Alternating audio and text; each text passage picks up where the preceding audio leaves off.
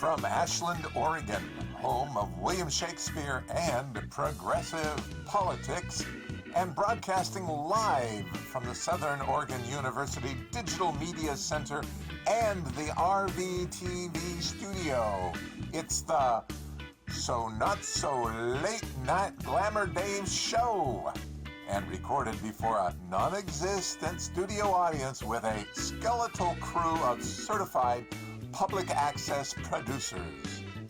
You can expect to see tonight's guests, whoever they may be, the Glamour Dave Comedy Players, and the Rogue Valley Public Access Orchestra. Now, here's your host, David Glamour Dave Nienow.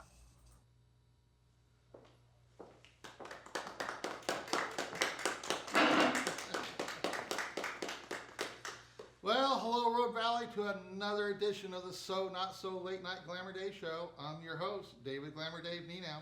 And so tonight, just to let my viewing audience of 9 regular viewers that I typically have for this fine show, is to let the Rogue Valley know that this week, this very show that you're watching was selected as an award winner for Best TV Series at the Global India International Film Festival, which I had submitted this show to a while back.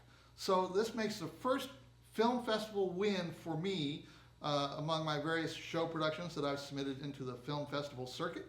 And so the Rogue Valley should know that that makes this show that you're watching an international award-winning comedy talk show.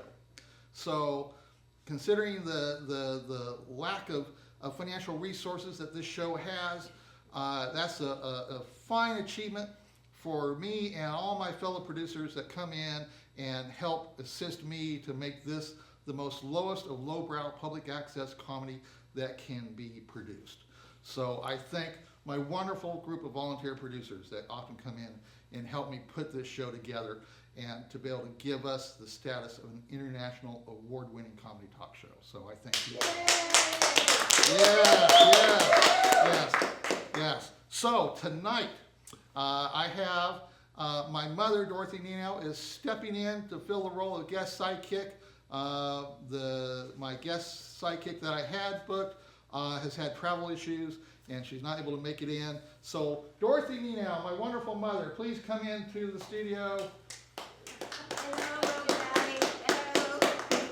My wonderful son. Yes. So I thank you for coming in and stepping in the role of guest sidekick this evening. What are mothers for if we can't jump in at the last minute? That's right. So if you want to sit down and get plugged in, since we don't have the budgetary resources to have full-blown wireless mic systems like the big networks, we have to actually plug into our mic system to hear anything. So that's the way it works here at RVTV. So now my guest for this show segment is Christopher Lucas. Chris is a professor at the university. He is involved in the Emerging Media Digital Film Program, and he is also a documentary film producer. And so we're going to invite Chris onto the show to talk about the film program at the university and his own work and his involvement in the Ashland Independent Film Festival that is coming up here soon. So Chris, come on to the show.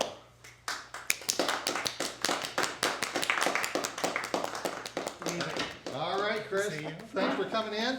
And so let's sit down now. Shall we? I have my plug. Yeah, we plug into into our high-tech plug-in microphone system that we have here at the studio. So as you know, this is the more reliable form of audio. So you're not you're doing it the way you're supposed to do it. So that's great.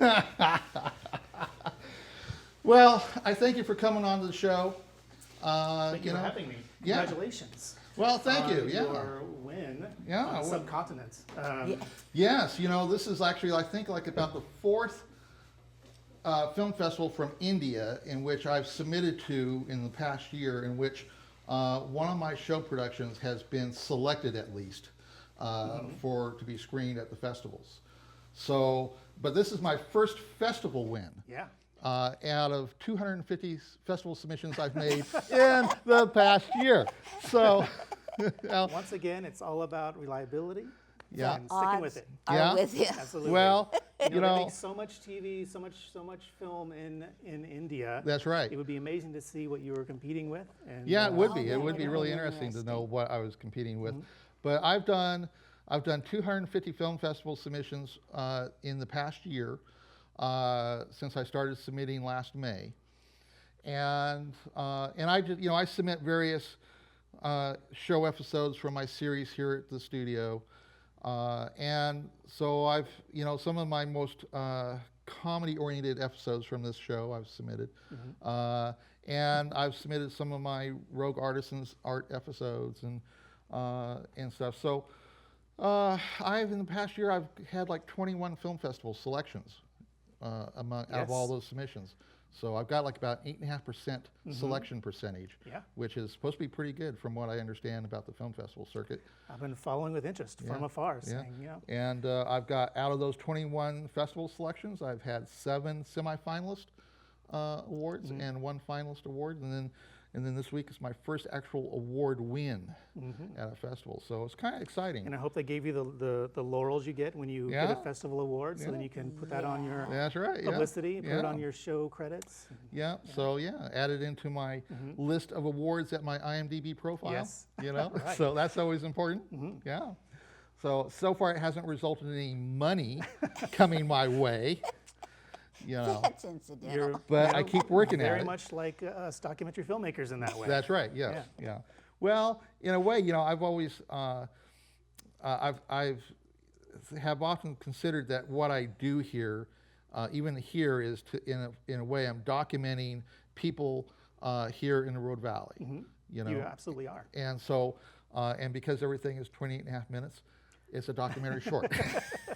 So even if this is a really stupid comedy version of a documentary short, it's a documentary short. It's reality. It's Yes. But, Public access is nothing if not documentary. We can look back, into the 80s and the 90s and look at those slices of time, and it's always really fascinating. Yeah, it is, and it's really been an enjoyable experience here.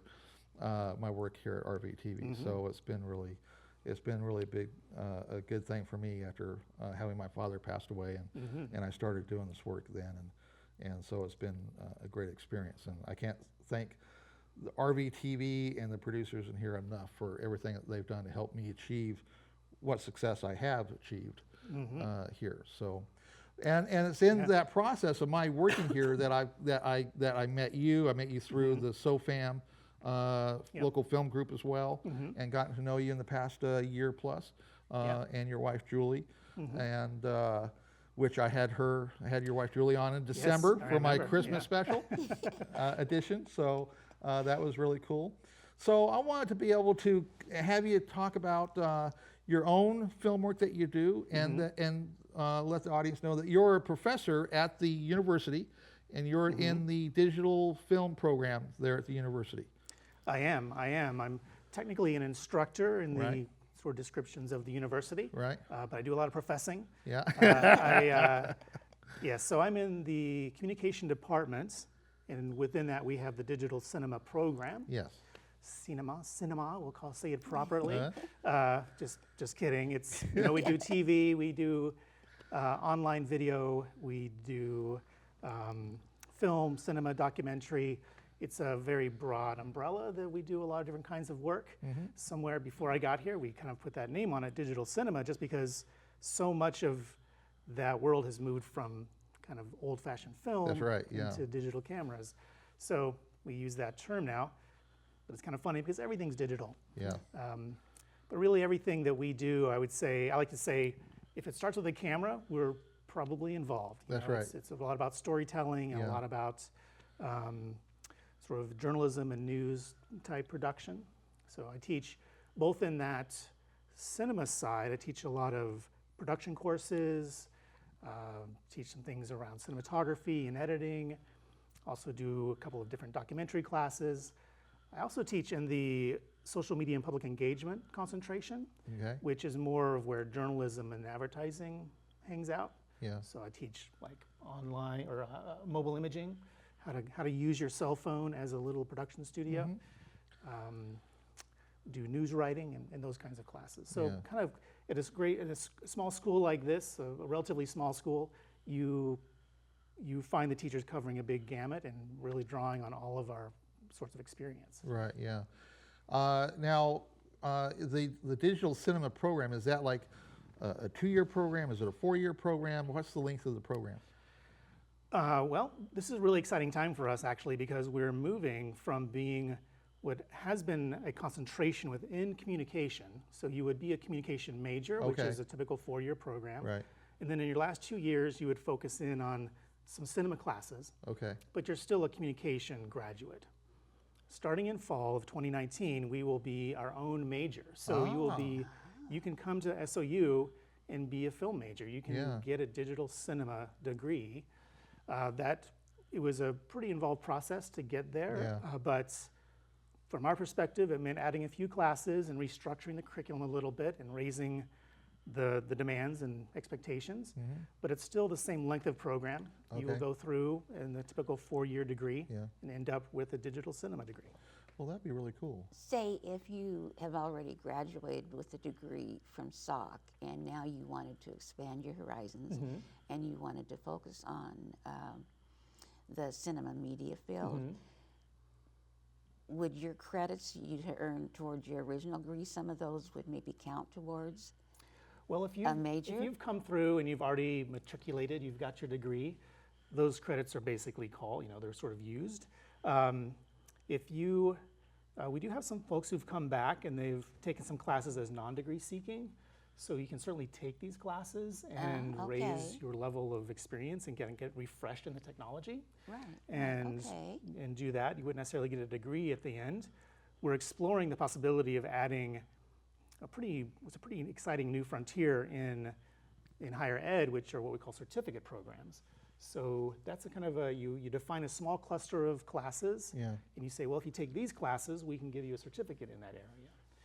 And I'd love to see that develop. Yeah, because the business department they have like a wine certificate for the wine industry. Right, or say human resources certificate. So if you really know a specific profession you want to get into, you can just take the certificate. Yeah, see, many years ago when I was working for SOU as community education coordinator, we created certificate programs within the business community, and we did a medical certificate and this type of thing. Right. They went through a group of courses that were taught by professional people in the community, and when they finished, they got a degree certificate in that particular vocation.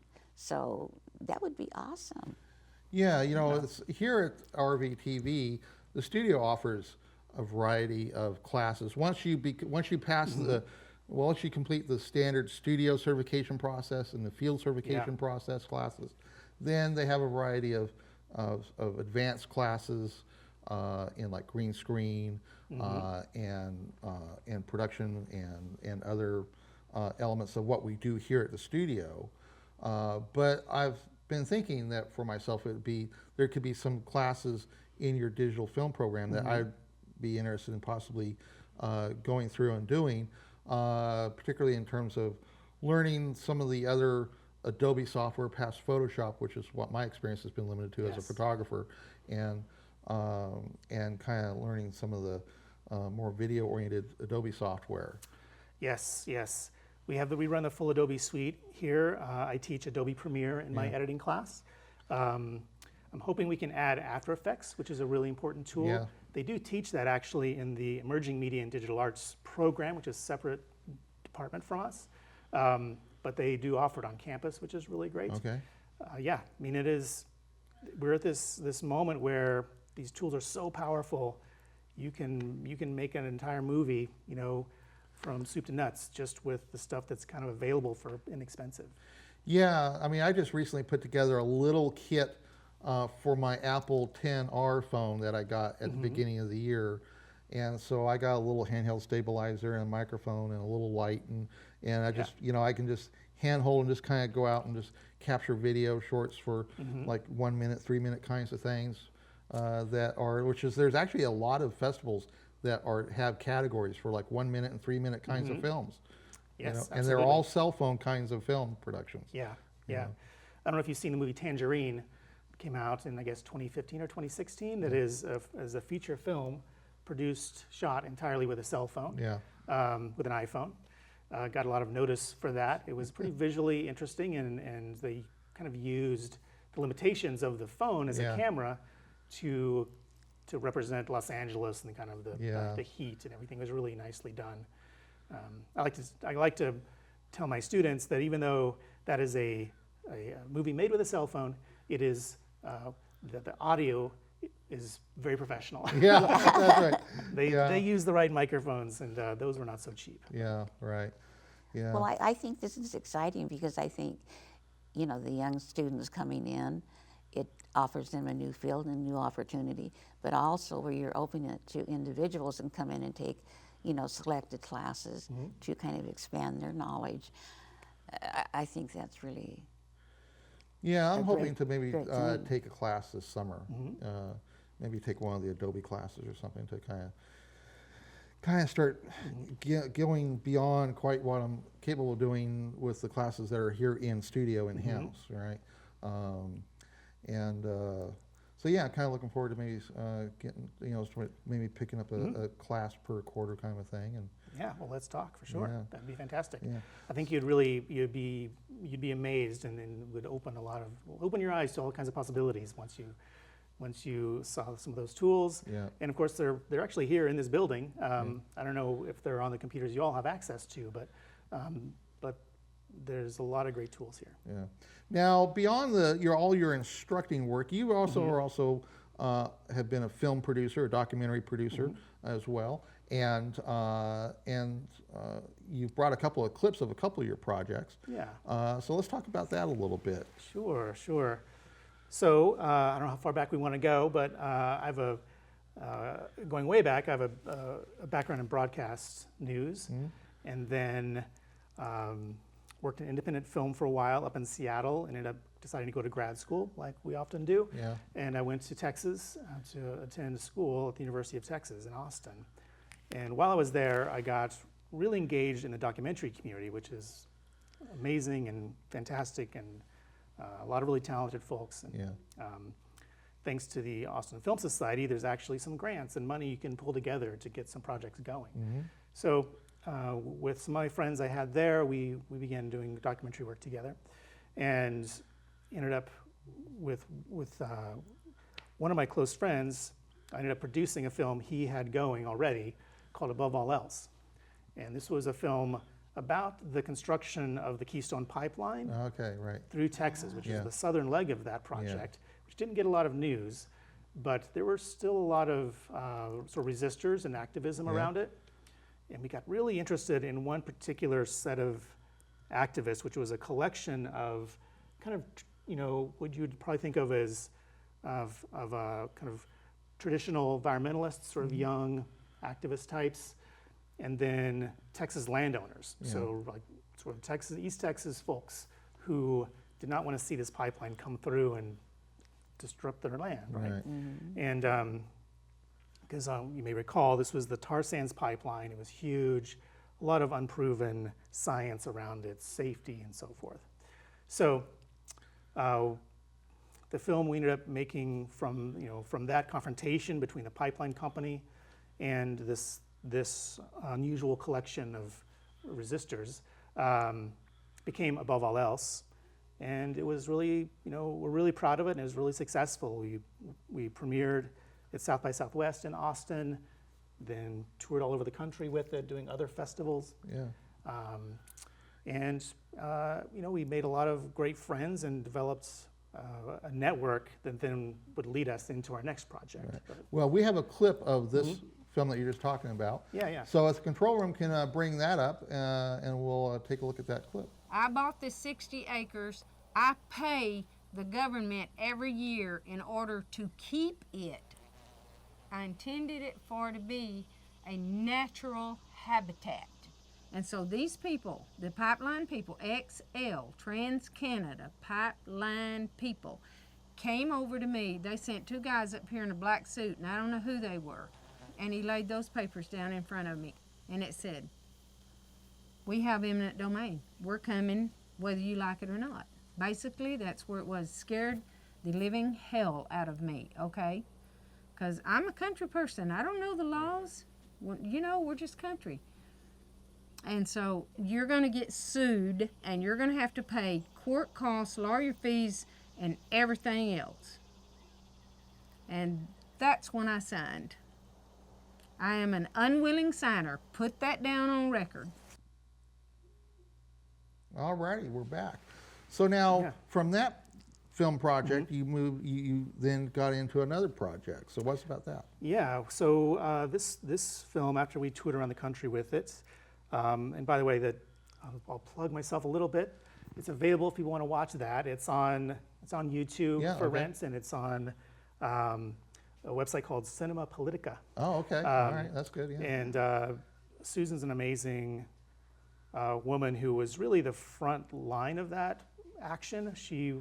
She made the first kind of connection with those young activists, and they had a whole plan to do this direct confrontation on her property. She had an ailing husband, and the pressure on her became intense, and so she ended up sort of changing her mind, and it was quite a difficult thing for her to do. Yeah. But that sort of is the beginning of the movie, and then we move into this other side of the story. But as a result of doing a film like that, you can imagine all the people you meet Yeah, and that's right. environmental circles. Yeah. And this film was the pipeline that this film was about was going to end in Houston, right? Which is home of many, many refineries and all kinds of other chemical industry. So in the process of learning about this and in telling this story, we realized it was ultimately it was kind of a David and Goliath story. Yeah. That we realized we wanted to do a story that had a little more uplift to it. You're like, well, that was some sadness in that story. Let's try something else. Yeah. So we started following. We met and introduced ourselves to some amazing artists in Houston, who were doing work or had an interest in kind of environmental issues, and they were often like artists of color, so Latinx or African American artists.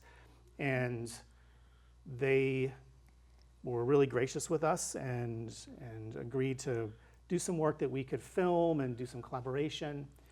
And the way that all worked out was over the course of a couple of years, we ended up narrowing down that story to really one young woman who is this brilliant young dancer. And she's working on a long-form dance project about where she grew up, which is a terribly polluted neighborhood in Houston. Like we're talking about, one of these neighborhoods is just surrounded by refineries, and with really elevated rates of cancer and asthma and so forth. So there's a legacy of terrible environmental racism there. So that's kind of the backdrop for what she's doing. And her as a young African-American artist is exuberant and optimistic and kind of thinking her way through how this doesn't have to be the past doesn't have to be the future, right? Right. Yeah. Right. So Yeah. anyway, that was really inspiring to us, and we ended up doing another Kickstarter to fund that film the way you had the previous film, and started, we collected some other grant money and have started producing that. Okay. And it's very early days. I think that film will be done maybe middle of next year. Okay. But we can maybe take a quick look at that Yeah. clip. So we and have let's that's talk a short about it. clip, so we'll take a look at that. God bless social media, but Flint ain't the only case of complexion without protection. Baytown, aka Dirty Bay, is surrounded by giant toxins, threatening the city in every way.